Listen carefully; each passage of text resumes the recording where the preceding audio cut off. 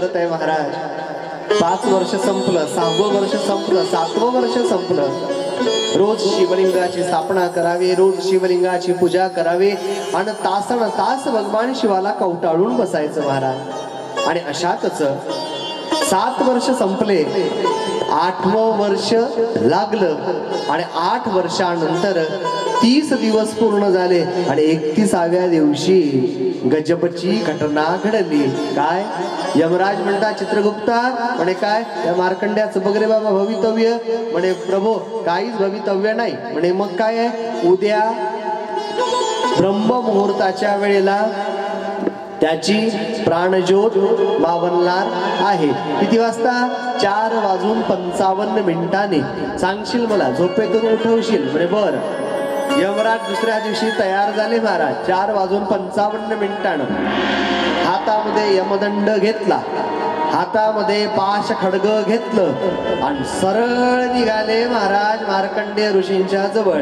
आता मार्कंडेय ऋषी पूजा करत आहे। अकराळ भयानक आवाज व्हायला लागले, दिशा घाबरायला लागल्या। काय करावं काही सुचेना। ती अकराळ विक्राळ कृती बघितली, मार्कंडेय ऋषी घाबरले, उठले आणि सरळ महादेवाच्या पिंडीला जाऊन आलिंगन दिलं। ओ मार्कंडेया, जा ना त्या पिंडीला कवटाळा।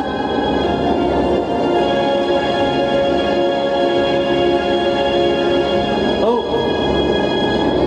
त्या महादेवाच्या पिंडीजवळ गेले। दिवा दिवा दिवा दिवा दिवा दिवा दिवा असं जा थोडं समोर। महादेवाच्या पिंडीला कवटाळलं महाराज।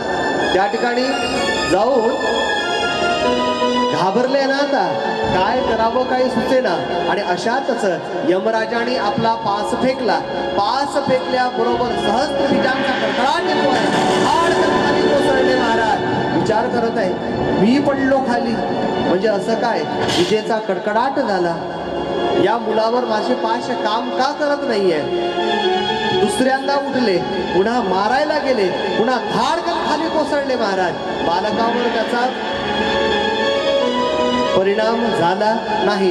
असं 4-5 वेळा झालं आणि मुलगा ओरडायला लागला, महादेव महादेव महादेव महादेव। आणि अशातच विजांचा कडकडाट झाला महाराज आणि धरणी कंपायमान व्हायला लागली आणि विजेच्या कडकडाटामध्ये भगवान शिव प्रकट झाले। धावत निघाले भगवान भोलेनाथ। विचार करत आहे माझ्या भक्तावर आघात करण्यासाठी यमराज त्रिशूळ फेकून मारणार महाराज। तोच यमराजावर त्रिशूळ फेकल्याबरोबर यमराज घाबरले, धाडकन खाली कोसळले आणि खाली कोसळून जमिनीवर पडले महाराज। आणि अशातच भगवान शिव सगळ्यांनी गुलाल उधळावा, पुष्पवृष्टी करावी, जयकार केला। सांभला शिव महामुनी मार्कंडेय भगवान